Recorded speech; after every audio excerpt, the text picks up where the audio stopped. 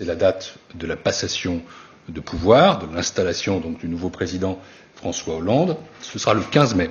Là encore, c'est Nicolas Sarkozy qui estimait qu'il fallait aller jusqu'au bout du mandat. Ça ne posait aucun problème. Je rappelle que contrairement à ce que j'avais lu ici ou là sur je ne sais quelle source diplomatique qui ne venait pas d'ici, nous n'avons jamais demandé que la transition soit accélérée et que la seule date qui avait été avancée par François Hollande lui-même était précisément le 15 mai. Et donc les choses se font dans un bon esprit, en bonne intelligence.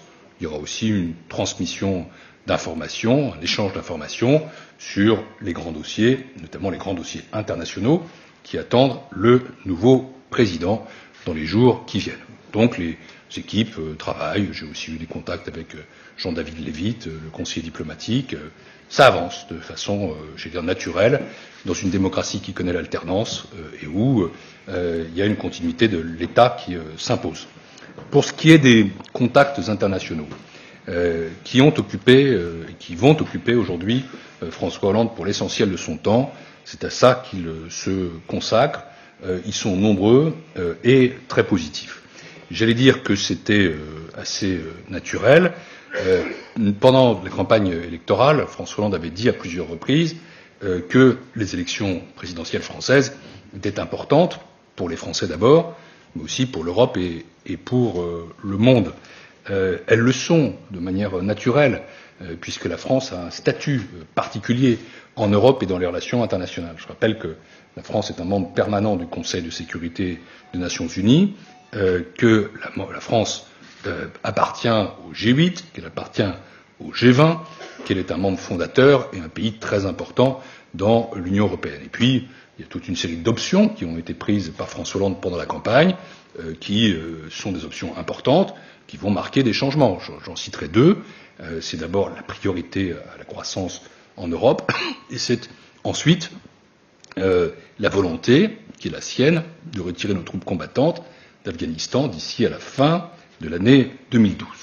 Je vous rends compte simplement des principaux contacts, je vais essayer d'être à peu près exhaustif, que François Hollande a eu depuis hier soir. Attendez-vous à une certaine litanie, mais c'est la preuve au contraire de la considération qu'on apporte à la France, à son nouveau président, donc je retire le mot litanie évidemment. C'est une longue liste de contacts, car il y a une volonté forte de parler au nouveau président. Bien sûr, je commencerai par un certain nombre de contacts qui ont eu lieu dès hier soir. Le premier a été celui d'Angela Merkel, laquelle a appelé le nouveau président pour le féliciter de son élection, pour convenir ensemble qu'il fallait travailler une relation franco-allemande qui reste forte, car elle est fondamentale en Europe, et pour l'inviter à Berlin rapidement après son installation. Cette visite à Berlin, car nous avons gagné quelques voix, mais on en a perdu une, la mienne.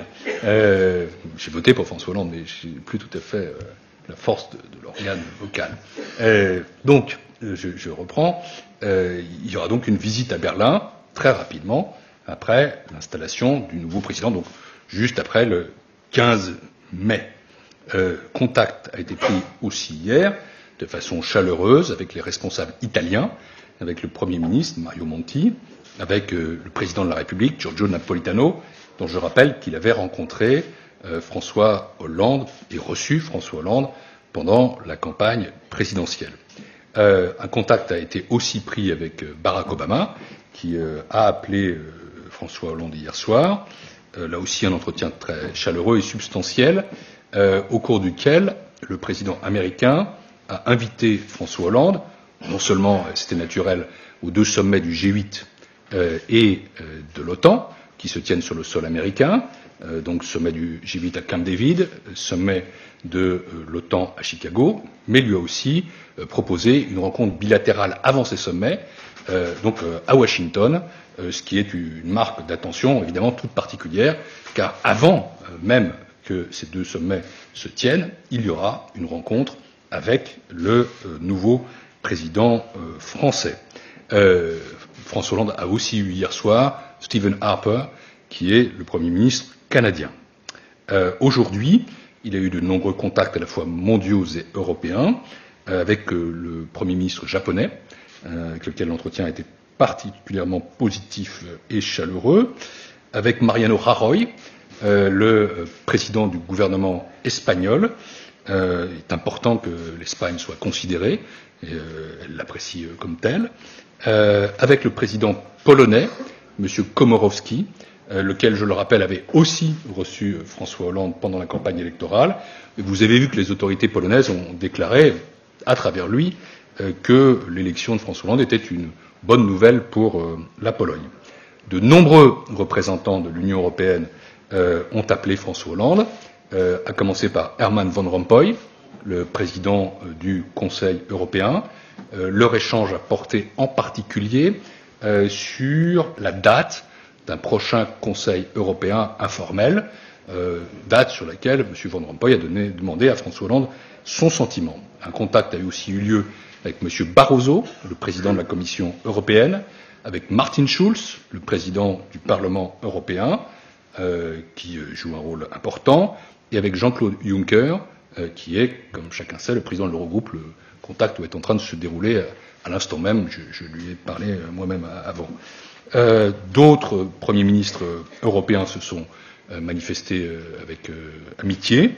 Elle Thorning-Schmidt, la première ministre danoise, qui est aussi la présidente en titre de l'Union européenne. Vous savez qu'à côté de la présidence permanente, il y a une présidence ministérielle. Ça c'est par pays. Monsieur Feynman, le chancelier d'Autriche, social-démocrate.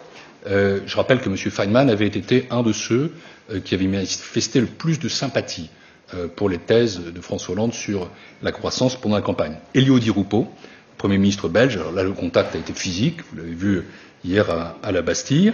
Je citerai d'autres leaders qui ont appelé François Hollande, à commencer par le président du Pérou, Monsieur Humala, qui était de passage à Paris d'ailleurs.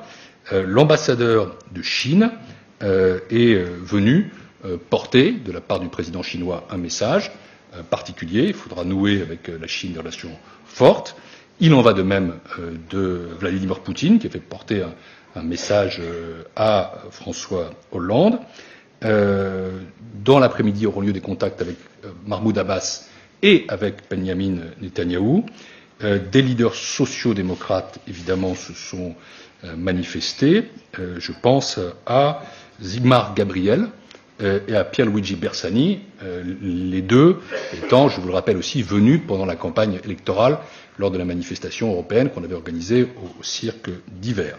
Enfin, de nombreux messages écrits ont été envoyés, des messages oraux de la part du président de la République fédérale d'Allemagne, du Premier ministre de Norvège, du président de la République de Turquie, M. Gül. Il y aura aussi un contact téléphonique avec M. Erdogan, le Premier ministre turc. Ultérieurement, les autorités turques ont souhaité qu'il y ait une relation meilleure entre la France et la Turquie demain. Le roi des Belges, le roi du Maroc,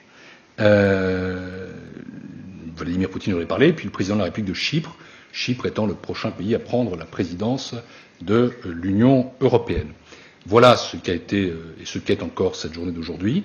C'est une journée de contacts internationaux, de préparation aussi des dossiers internationaux. Et d'ailleurs, ce sera très largement sous ce signe-là que se déroulera la semaine à venir. C'est une semaine de travail. J'ai oublié l'Algérie, bien sûr, le président de l'Algérie. Les États-Unis, j'ai commencé par là. David Cameron, hier soir, je l'ai dit aussi, un contact très sympathique. Pardon, je savais que j'allais en oublier un, c'est fatalement comme ça. Donc David Cameron a été un des premiers à téléphoner avec François Hollande dans un contact tout à fait, je crois, amical. Et là, nous avons beaucoup à faire avec la Grande-Bretagne et le président de la République d'Algérie, je ne réussis mal à me relire, a envoyé un message écrit à François Hollande.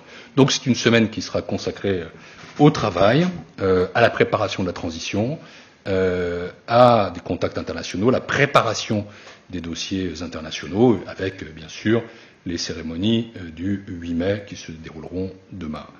François Hollande se rendra enfin en Corrèze en fin de semaine.